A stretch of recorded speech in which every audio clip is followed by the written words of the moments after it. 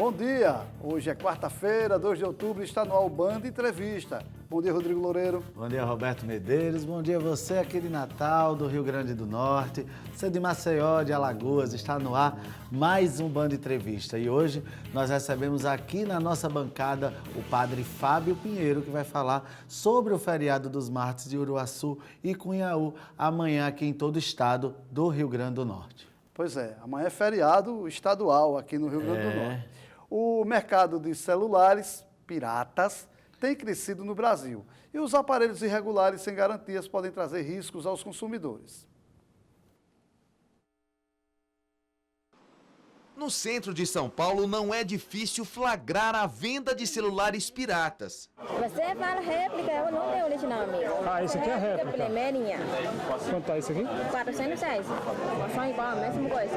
Essa é muito bom, não tem problema. Mas tem problema sim. Além de incentivar um mercado criminoso, o comércio de aparelhos sem certificação é um risco para o consumidor. Produtos como celulares têm baterias, carregadores que explodem, pegam fogo, porque não obedecem às regras da Anatel. Isso é muito grave, porque o consumidor acha que está comprando um produto barato, mas é um produto ilegal, um produto que não atende às normas brasileiras, que não paga imposto, é contrabando. Desde o início do ano, a Agência Nacional de Telecomunicações e as operadoras já bloquearam quase 1 milhão de celulares piratas. Mesmo assim, esse mercado continua crescendo no país. Dados de uma consultoria apontam que a venda de aparelhos irregulares aumentou 6 vezes no segundo trimestre deste ano, em comparação com o mesmo período de 2018. A alta coincide com a chegada de marcas chinesas ao Brasil, que trazem smartphones com tecnologias muito avançadas.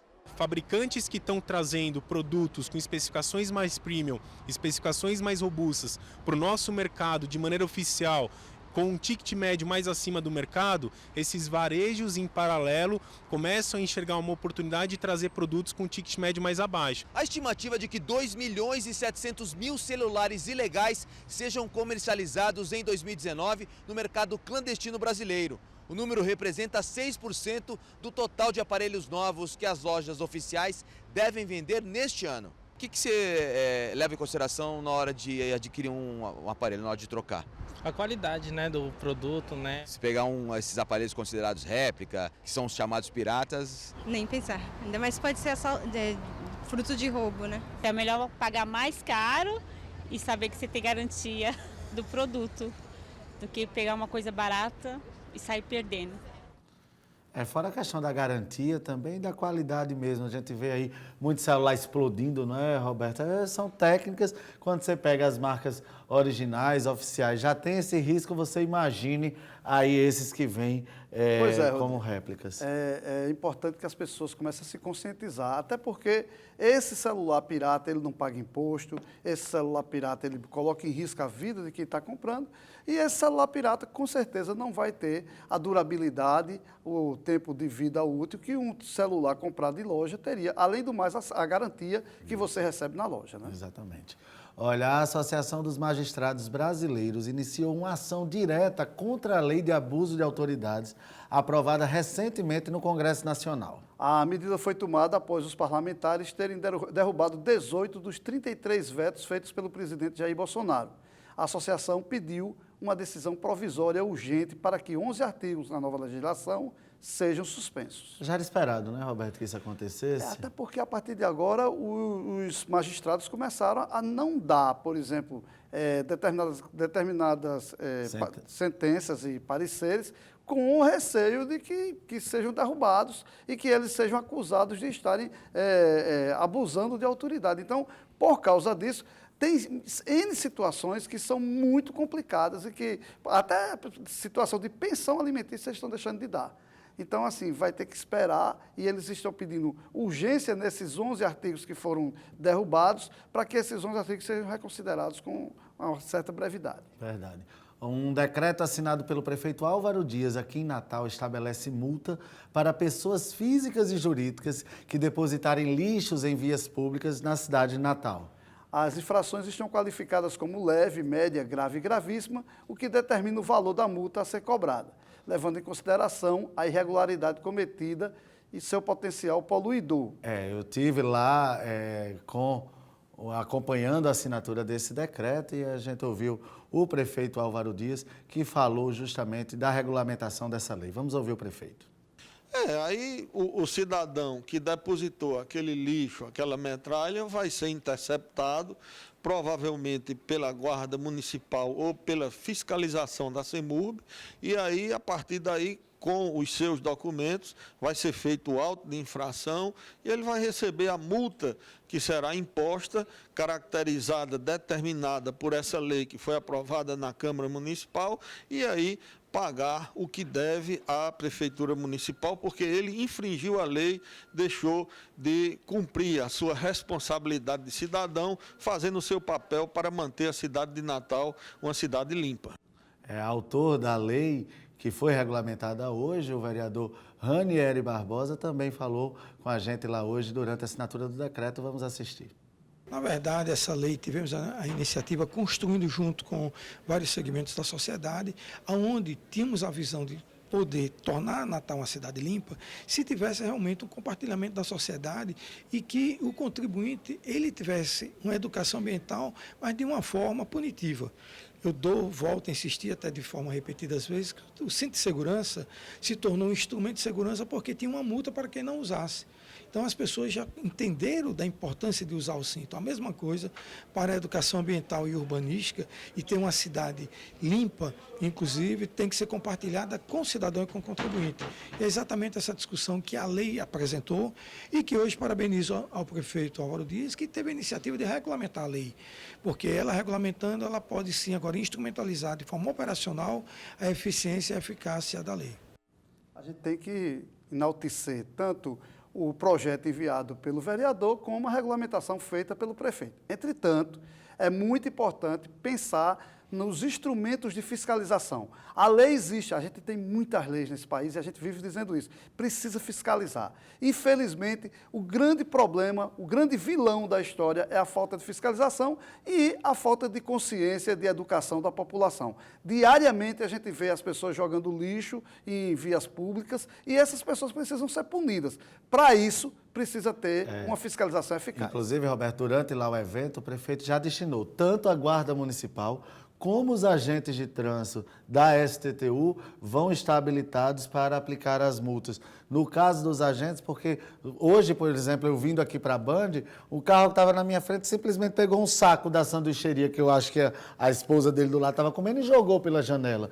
E aí você não tem como identificar, nesse caso, a pessoa física, mas tem como identificar o quadro e fazer a multa. E a Guarda Ambiental e a Guarda Municipal para fazer a atuação da pessoa física. Rodrigo, sem querer ser dedo duro, a título de sugestão, precisa existir um aplicativo, inclusive, para que a gente possa, vendo o sujeito fazendo essa coisa errada de jogar o lixo numa via pública, poder fotografar e poder mandar através do aplicativo para que se tome a providência. Como existe o Pardal, que é o aplicativo eleitoral para essas multas, é uma boa ideia, Olha, a alagoana Josefa Maria da Conceição, de 117 anos, pode entrar para o Guinness Book, o livro dos recordes, como a pessoa mais velha do mundo. Ela é moradora do município de Prilá, na região metropolitana de Maceió. Nascida em fevereiro de 1902, Dona Josefa teve 22 filhos. A idosa disse que o segredo da longevidade é dormir bem e comer bem. A família dela está aguardando a visita dos avaliadores do Guinness para constatar se ela é a pessoa realmente mais velha do mundo. Legal, né? Com 22 anos não é só comer bem e dormir bem não, viu? 22 filhos, 22 filhos. Não. Desculpa, 22 filhos. 117 anos, né? 117 anos. História bonita. É assim, a gente começa a imaginar que futuramente as pessoas vão viver 120 anos e vão viver bem. Porque não é viver, como você está dizendo, ela tem a sensibilidade, ela ainda tem a lucidez de dizer, olha, o segredo é se alimentar bem, é dormir bem. Então é porque ela ainda é uma pessoa lúcida, né? Então é diferente de muita gente que já está com uma determinada idade, mas é que já não tem mais essa lucidez toda. Eu gostaria de chegar aos 120 anos com essa lucidez de Dona Josefa. Que coisa boa. A Universidade Estadual de Ciências da Saúde de Alagoas divulgou o edital do processo seletivo para o vestibular 2020. serão ofertadas 310 vagas em 7 cursos superiores de bacharelado e tecnologia. Metade das vagas são destinadas para quem concluiu o ensino fundamental e médio em escolas públicas. Os candidatos podem fazer a inscrição a partir do dia 8 até o dia 24 de outubro pelo site da Sebrasp, que está aparecendo aí na tela. Está aí dado o recado. Olha, os recentes casos de assaltos nos centros comerciais de Natal trouxe à tona novamente a segurança no comércio da capital, Potiguar. Apesar dessas constantes reclamações dos comerciantes, crimes como roubo e furto vêm caindo. A insegurança no centro comercial de Natal voltou a ganhar destaque após a morte do jovem Arthur. O rapaz de 18 anos morreu após reagir a um assalto à loja do pai no bairro do Alecrim. O bairro concentra casos como pequenos furtos e roubos, segundo a Polícia Militar. Já no centro, as ocorrências, na maioria das vezes, envolvem arrombamento de lojas. O comércio de Antônio, por exemplo, foi arrombado 2 vezes só esse ano.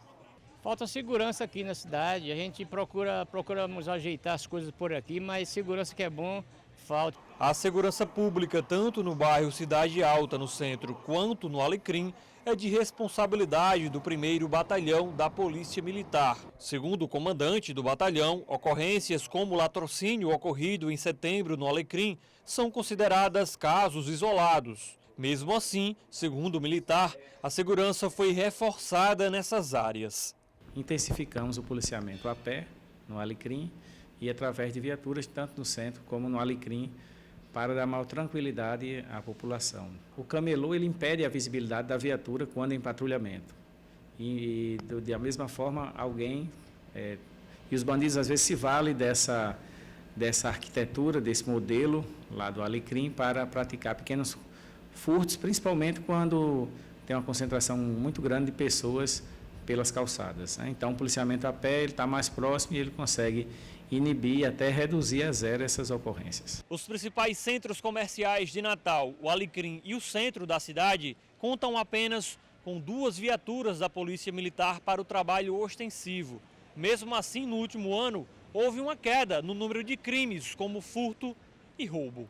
Entre os meses de janeiro e agosto de 2018, o CIOSP registrou 347 roubos e furtos no bairro do Alecrim, contra 290 em 2019, no mesmo período. Já em Cidade Alta, foram 221 ocorrências do tipo em 2018. Esse ano, o número baixou para 151 casos de roubos e furtos. Eu que trabalho aqui nos comércios como locutor, tenho visto que realmente essas ocasiões de arrombamento, de assaltos, têm diminuído muito. Que bom que essa sensação de segurança a gente pode sentir, porque os números já dizem, né, Roberto? 30%. A gente fica feliz de saber que tem 30% a menos de ocorrências, isso é muito importante, mas ainda é preocupante a situação da segurança, pela falta até da estrutura. Não é, eu torno a repetir, disse isso no programa de ontem e estou dizendo novamente hoje, não é um problema do atual governo, é um problema dos governos. São 20 anos aí de esfacelamento da Polícia Militar, da Polícia Civil, a diminuição de policiais e o crescimento da população. É verdade. Está sendo inversamente proporcional. Mas os números ainda são muito grandes. Ainda são muito grandes. Olha, a gente vai para um rápido intervalo comercial, a gente volta já já, não sai daí. São só 2 minutos ainda nessa edição. A gente vai conversar aqui com o padre Fábio Pinheiro sobre o feriado dos Santos Mártires aqui no Rio Grande do Norte amanhã. Até já.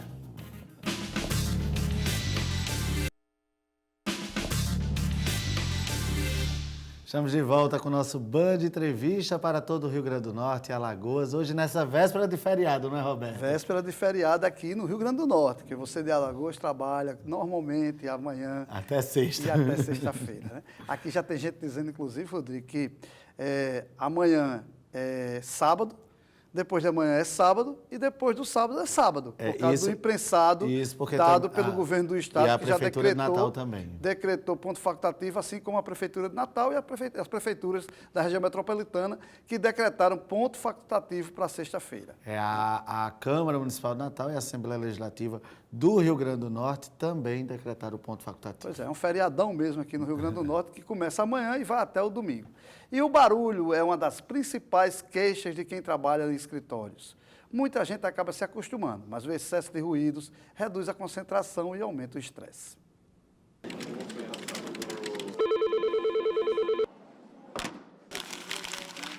Tá joia, então eu já te ligo, tá? Sozinhos, esses sons já incomodam. E tudo junto. Assim é a rotina sonora de muitos escritórios. Nesta corretora de investimentos, as conversas entre os colegas são necessárias e não param um minuto. E tem também os alertas pelo microfone. Veio o déficit primário de 13,4 em agosto. O estimado era de 15,5. O tom de voz de Darine reforça o burburinho. Eu falo um pouquinho alto, eu acho. Eu falo, às vezes eu me pego, eu tenho que me policiar para não atrapalhar o colega do lado. Alheio a tudo isso está o Luiz, de fone de ouvido. Nem precisa ser uma música clássica, relaxante. Para ele mesmo, um sertanejo bem animado já resolve. Diz uma coisa, Luiz. Isso aqui te ajuda a concentrar? Ajuda, pior que ajuda, viu? Melhor que o barulho do escritório. Melhor, é mais tranquilo. Trabalhar diariamente em um ambiente barulhento exige muita concentração. Vocês estão me ouvindo com clareza porque eu estou usando um microfone que capta diretamente a minha voz. Agora, olha o que acontece quando a gente inclui todos os sons do ambiente. Fica bem mais difícil, né? O excesso de estímulos sonoros pode gerar estresse, o que não faz bem à saúde. Ele pode causar uma gama de doenças, né? Entre elas a pressão alta, aumento de taxa de insônia, uma qualidade de sono e também uma sobrecarga de informações e doenças psiquiátricas, como transtorno ansioso, depressivo, queda de rendimento e nervosismo extremo. Um estudo realizado na França aponta que o barulho é a principal queixa de profissionais que trabalham em escritórios. O problema se tornou ainda mais comum no mundo todo com as políticas empresariais de derrubar paredes para integrar equipes. Uma das soluções, adotada pela corretora em São Paulo, é usar carpete no chão e um forro especial no teto, que absorvem o ruído. Cadeiras de tecido e o uso de madeira na parede ou nos móveis também podem ajudar. Especialistas ainda indicam cortinas de tecido e colocação de plantas. Quando o silêncio é essencial, isolar o ambiente com paredes de vidro pode ser um jeito de bloquear o barulho, mantendo a equipe visualmente integrada. Nós não queremos que elas fiquem isoladas. É um ambiente bem colaborativo, onde que tem uma harmonia entre as pessoas, né? Onde que elas possam se falar, se olhar, assim, oh, vem aqui e tal, mas sem atrapalhar o espaço do outro. Porque tem a máquina da datilografia. É. E realmente agora, esse pessoal no mínimo nunca trabalhou em redação, viu, Roberto? Principalmente nas redações que eram de máquina de datilografia. No passado, que quando você entrava na redação, era um barulho que ensurdecedor. Né? Fora que além do barulho da Olivete, a boa e velha Olivete, tinha, caiu matéria, vem outra coisa, a redação era... Quando chegava alguém que tinha conseguido um furo de reportagem, gritando assim, a capa é minha e não tinha que segurar. É verdade. Olha, o Rio Grande do Norte não aderiu ao Programa Nacional das Escolas Cívico-Militares. A lista do Ministério da Educação, o MEC, anunciada em Brasília, conta com 15 estados e o Distrito Federal como unidades da federação que aderiram à novidade lançada pelo governo federal. Dos 9 estados do Nordeste, apenas o Ceará aderiu ao programa. O MEC tem o objetivo de instalar 216 escolas militares em todo o país até 2023.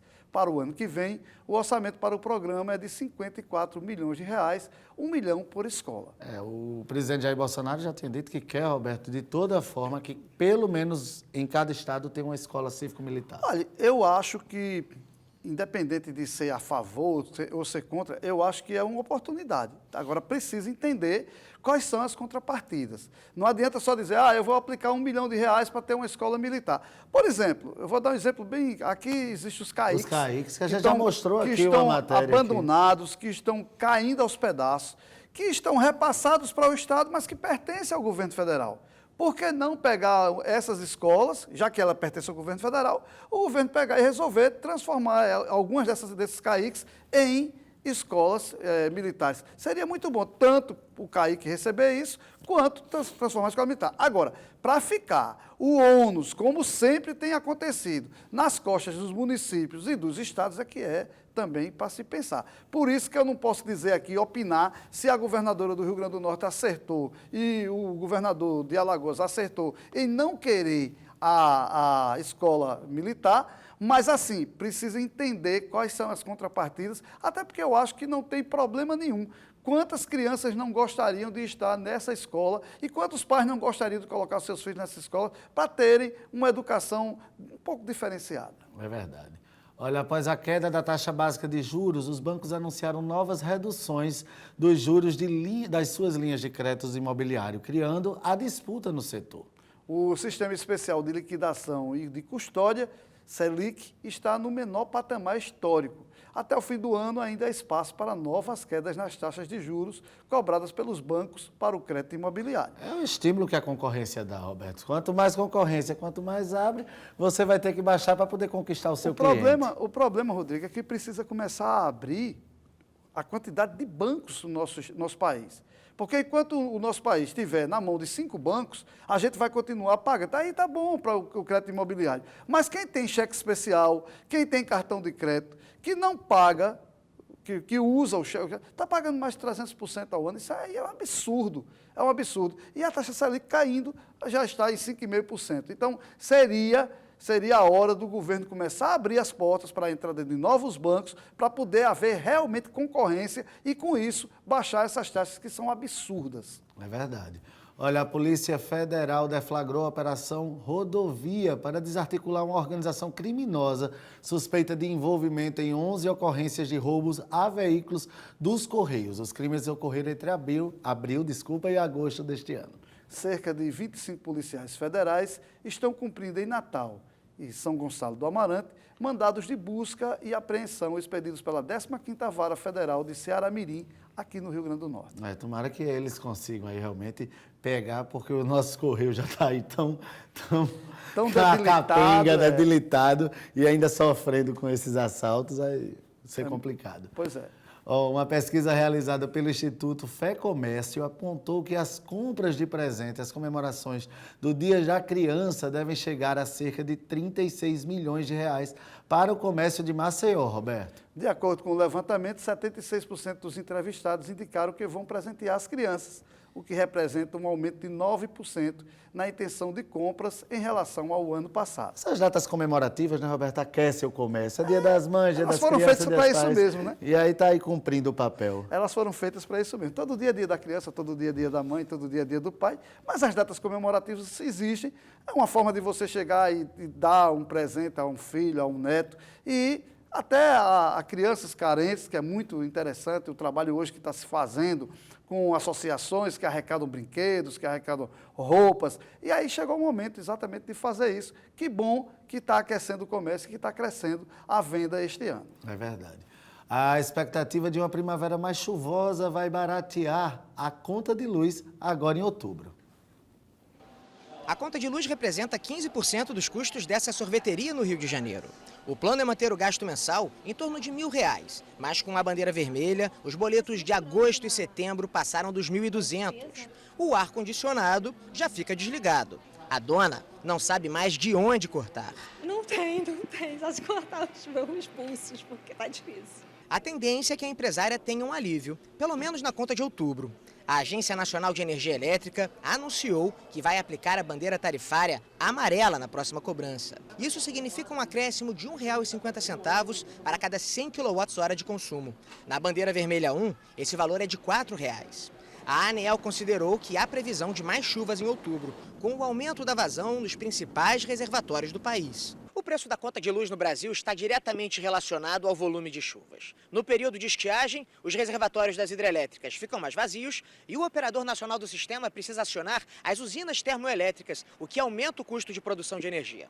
Quando chove mais, o efeito é o oposto. Os reservatórios enchem e a conta de luz cai. Qual é a finalidade disso? Sinalizar para o consumidor que ele está gastando mais energia. Desde o início do ano, o preço médio da energia elétrica residencial no país já aumentou quase 11%, bem acima da inflação medida pelo IPCA, acumulada em 2,5%. Pequenas atitudes podem ajudar o consumidor a economizar na conta de luz, como manter limpo o filtro do ar-condicionado, usar lâmpadas econômicas, tomar banhos curtos para quem tem chuveiro elétrico e tirar aparelhos eletrônicos da tomada. A Alessandra, dona da sorveteria, já sabe o que faria se a conta de luz viesse mais barata. A gente pode fazer mais outros tipos de investimento, porque você vê, né? Toda hora a gente precisa estar investindo, né?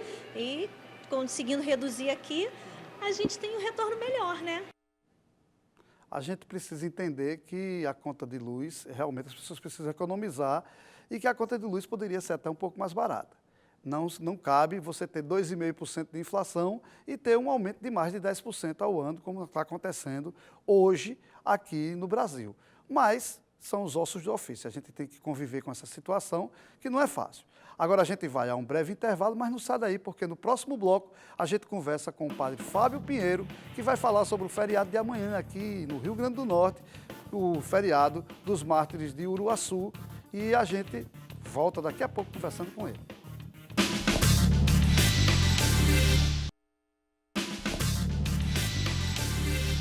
Estamos de volta com o nosso Band Entrevista e, como eu falei, recebendo aqui nos estúdios Padre Fábio Pinheiro, que é aqui da nossa Igreja dos Santos Mártires em Natal, e vamos falar um pouquinho desse feriado de amanhã, que é um feriado muito importante aqui para o Rio Grande do Norte. Seja bem-vindo ao Band Entrevista, Padre Fábio. Bom dia, é uma alegria poder estar aqui, desde já a nossa gratidão por nos oportunizar este momento e falar dos Santos Mártires da nossa festa. Padre, vamos dividir em duas partes. A festa que acontece amanhã, que vai ser lá ali de São Gonçalo, mas que reúne todos os fiéis, reúne muita gente todos os anos, que é a festa que é feriado, inclusive, estadual, e a festa da igreja que o senhor está à frente, que é a Igreja dos Santos Mártires, que é ali no bairro de Nazaré, que começa também amanhã e que vai até o dia 12. Eu queria que o senhor explicasse como é que vai ser, como é que é o movimento em relação a sair daqui de Natal para ir lá para a Capela dos Santos Mártires, lá em São Gonçalo. O dia feriado dos Santos Mártires começa muito cedo lá em Uruaçu, né? Desde as 5 da manhã, nós temos caminhadas penitenciais, missas, então de tal modo que os peregrinos, os norte-riograndenses que chegam até Uruaçu, podem participar de missas, né, consecutivas, mas a missa principal se dará à tarde, às 17 horas, presidida pelo nosso arcebispo Dom Jaime. Aqui em Nazaré, a partir das 8h30, nós teremos o hasteamento das bandeiras, né, e às 9 horas nós teremos a Santa Missa, e nesta ocasião da Santa Missa nós abençoaremos, juntamente com o nosso arcebispo, 3 imagens que estamos colocando em nosso jardim, né, do Padre André de Soveral, do Padre Ambrósio e do leigo Mateus Moreira, né? Então é um momento marcante para nós. Na verdade, aqui em Natal está se abrindo. Você, no dia dos Santos Mártires, abre as festividades. E como é que está aí a programação aqui em Natal?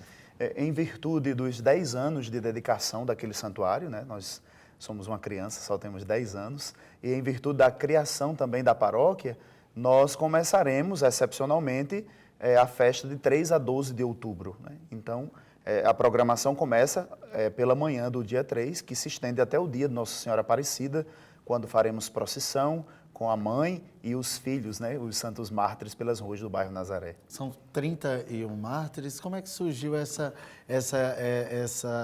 descoberta da santidade dos mártires, padre? Os Santos Mártires são muito mais que 30, né? Nós sabemos disso. Mas para a igreja reconhecer e proclamá-los santos, 30 nós temos os nomes, né? Por isso apenas 30 foram reconhecidos, né? O Santo Padre, o Papa Francisco, há 2 anos atrás, no dia 15 de outubro, nós vamos celebrar 2 anos de canonização, promulgou, decretou, né, que os nossos santos aqui do Rio Grande do Norte, que banharam este chão com o sangue da fé, do amor a Cristo, são reconhecidos como santos no mundo inteiro. Então, para nós é uma alegria indizível poder contar entre potiguares com homens e mulheres com heroísmo tão eloquente, né, de amor, de entrega a Jesus.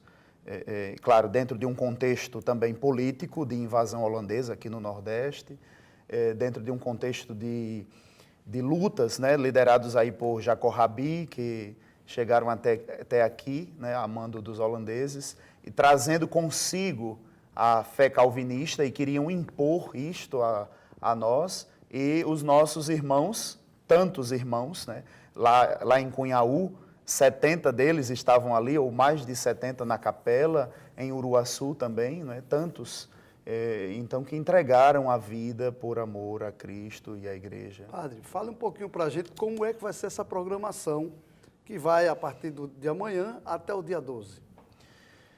No dia 3 exatamente. Pela manhã nós teremos a Santa Missa, à noite aqui em Nazaré nós teremos às 18 horas o Marte Fest, que é um arrastão da juventude pelas ruas do bairro. Depois, Trio elétrico? Com um trio elétrico, exato, pelas ruas do bairro Nazaré, com músicas católicas. Teremos novena todos os dias, né? A novena com a presidência sempre de um padre, de uma paróquia vizinha, aqui da Arquidiocese de Natal. Depois da novena tem sempre uma atração cultural, um artista da terra, com aquelas barracas que são de costume, né? Com comidas típicas. E temos caminhadas penitenciais, como o bairro Nazaré é um bairro populoso, então é possível ainda acordar cedo, rezar o terço, e rezamos sempre uma missa na casa de uma pessoa enferma que não tem condições de ir ao santuário, né? Então a programação se constitui disso. No domingo nós teremos um arte bike, que é uma pedalada da fé, né? Logo após a Santa Missa, das 7 da manhã, nós teremos o arte bike, que vai até a rodoviária velha, ali na Ribeira. Nós vamos ter esse momento também. E aí quem quer acompanhar, quem quer saber, está por dentro da programação da festa aqui em Natal, tem algumas redes sociais, tem algum telefone ou que possa entrar em contato para falar e saber da programação da festa? Nas plataformas digitais de nossa paróquia, PS Mártires, né? Instagram, Facebook, você pode acessar e lá tem toda a programação. O número de telefone de nossa paróquia é 3646-3189. Você também pode estar acessando com a nossa secretária. Você falou que a paróquia tem 10 anos, isso? 10 anos de criação. 10 anos. E os nossos mártires foram beatificados há 3, eu acho, não é isso? 2 anos. Há 2 anos. Há 2 anos. Como é a paróquia veio primeiro do que a santidade? Exato. A nossa paróquia é fruto da beatificação, que aconteceu há 19 anos atrás, 5 de março de 2000. 2000, isso. Né? Então, o arcebispo da época, Dom Heitor, e o postulador que ainda vivia, o Monsenhor Assis Pereira, pediu ao padre Agostinho, o padre da Cidade da Esperança, hoje pároco emérito, para construir, edificar um templo aqui em Natal, dedicado aos Santos Mártires, tendo em vista que os locais, o palco dos massacres, um é em Cunhaú, Canguaretama, outro em Uruaçu, São Gonçalo. E em Natal não se tinha um centro de referência da fé, da devoção aos Santos Mártires. Então, o arcebispo, juntamente com o postulador, pedia a padre Agostinho para enfrentar esta obra, né? Aquele santuário foi construído há 10 anos atrás por um jesuíta, o padre Agostinho, jesuíta, né? Fazendo jus também, por que não dizer, que a evangelização chega ao Nordeste pelos jesuítas, ao Brasil pelos jesuítas, né? Então, a Igreja dos Santos Mártires em Natal, tendo em vista que os mártires que foram conduzidos do Forte dos Reis Magos até Uruaçu eram todos natalenses, né? Juntamente com o padre Ambrósio. Então, por que não homenagear aqui em Natal, ter um centro de resgate da fé, resgate histórico e de fomento da fé católica aqui em Natal? Por isso foi edificado o nosso santuário lá em Nazaré. Padre, como os mártires representam o Rio Grande do Norte, existe alguma possibilidade de ter mais outras paróquias de Santos Mártires aqui no estado? Nós já temos aqui em Natal, em Parnamirim, ali no Parque Industrial, a paróquia do Padre André de Soveral. Nós temos aqui em Cidade Verde a paróquia de São Mateus Moreira. Nós temos ali no Satélite, se eu não me engano, temos uma outra paróquia. Então, mas é de cada um, de santos específicos, isso, de santos não do geral como é a coisa. E lá, em São Gonçalo, sempre tem um show católico também. Esse ano está previsto? Exato, o leigo Antônio Cardoso vai estar animando lá em Uruaçu, né?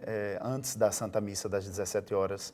Ele vai estar animando e motivando as pessoas, os peregrinos que lá chegam a Uruaçu. Antônio Cardoso, que é de São Paulo, né? De São Paulo, ele vai estar fazendo o show e também a nossa natalense Fátima Santos, né? Exato. Fátima Santos, que está sempre nos ajudando e presente lá em Uruaçu também, animando os fiéis. O senhor falou que o bairro de Nossa Senhora Nazaré é um bairro muito grande e que consegue fazer um verdadeiro arrastão pelas ruas. Qual é a expectativa de público na igreja durante esses festejos e também qual é a expectativa de público para amanhã lá em Uruaçu? Apesar de que o senhor toma conta da paróquia aqui de Nazaré, mas deve ter uma ideia de como é que vai estar lá em Uruaçu amanhã, que todos os anos lota, vem gente de todas as partes, não só do Rio Grande do Norte, mas até de outros estados. Exato. Na nossa paróquia, depois da catedral, é o templo que abriga o maior número de pessoas, né? Nós podemos contar com 800 pessoas sentadas. Né? Então, num dia como o dia 3, que é um feriado, a igreja fica super, hiper, mega lotada. Né? O exterior também, ali nós contamos com, sei lá, 2, 3 mil pessoas. Em Uruaçu nem se fala, porque vão muitos ônibus, são muitas romarias que chegam até lá. Então, acredito que cerca de umas 25 mil pessoas chegam até Uruaçu, que é um espaço enorme e abriga muita gente. A partir da sexta, que aqui em Natal já começa na quinta, mas aí a partir da sexta as programações têm atividade de manhã e à tarde, padre? Pela manhã, cedinho, nós temos aquela caminhada penitencial e temos um horário, uma programação oracional no nosso santuário diária. Essa caminhada, ela é sempre no mesmo horário? Sempre no mesmo horário, às 5h30. Às 5h30. Depois, às 9h, tem o texto de São Mateus Moreira, né? E às 15 horas o texto da Divina Misericórdia, às 18 horas o texto de Nossa Senhora e às 19 horas a novena, logo em seguida as atrações culturais, com barracas. Quermesse vai funcionar Isso. com bastante atrações. Isso é o que nós chamamos de barracas, né? Do interior, bem mais usado o termo quermesse. Quermesse ou a festa profana, como a gente gosta de chamar, né? Padre, o senhor disse que vem muita gente de fora, lota no dia, mas a comunidade em si, ela participa, ela se envolve dos festejos? Sem dúvida. A comunidade de Nazaré e os bairros ali vizinhos, eles são membros ativos da vida da igreja. Nossa igreja é uma igreja viva e presente em nosso santuário. Né? É importante também saber, Roberto, se a gente está aqui para o Rio Grande do Norte e para Alagoas. Então, se lá também tem um espaço para quem vai visitar, conhecer a história dos santos mártires, de saber por que esses santos, a trajetória deles é possível, existe esse espaço lá para quem vem de fora e quer conhecer? Nós temos algumas igrejas, em Alagoas, nós temos padres que estudaram aqui no Seminário de São Pedro. Então, que levaram a iconografia, a estampa dos mártires, mas nós não temos ainda, eu desconheço, um templo, uma igreja dedicada aos santos mártires. Não, o que eu perguntei é, na sua, quem vem tem um espaço que a gente possa, que o turista conheça a história, veja a história. Sim, nós temos programações, temos lá pessoas instruídas para falar dos santos mártires, um guia uma local. De guia. Exato, temos sim. Padre, a gente queria agradecer a sua presença aqui no programa e abrir aqui a nossa programação para que o senhor possa convocar novamente os fiéis a estarem presentes amanhã, não só na sua igreja aqui em Nazaré, mas aqueles também que puderem ir até Uruaçu, que possam fazer esse deslocamento.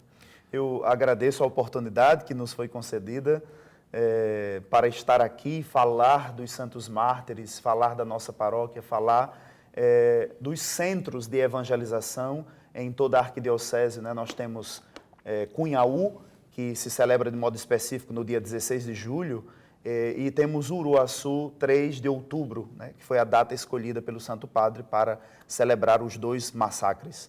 Então, é um momento de muita fé, de muito amor. E eu convido você, querido norte rio-grandense, você que é de Alagoas, a fazer esse resgate histórico, né, e conhecer um pouco mais a vida dos santos mártires. Irmãos nossos que com muito heroísmo, com muito amor, puderam dar a vida por amor a Cristo e a Eucaristia, né? Na Eucaristia. Então, esse convite que eu faço para estar conosco no dia 3, venha rezar conosco, venha estar conosco desde muito cedo, o santuário vai estar aberto o dia inteiro para que você possa visitar e fazer sua oração e fazer sua homenagem aos nossos irmãos, nossos conterrâneos, que agora são conterrâneos no céu e intercedem por nós que aqui ainda estamos. Padre Fábio Pinheiro, muito obrigado por sua participação aqui no Band Entrevista. E a gente promete voltar amanhã, não é, Roberto? Às 7 horas da manhã. O Band Entrevista vai ficando por aqui, mas a gente estará de volta amanhã a partir das 7 horas. E aí você não sai daí que a programação da Band continua aqui, firme e forte. Exatamente, até lá.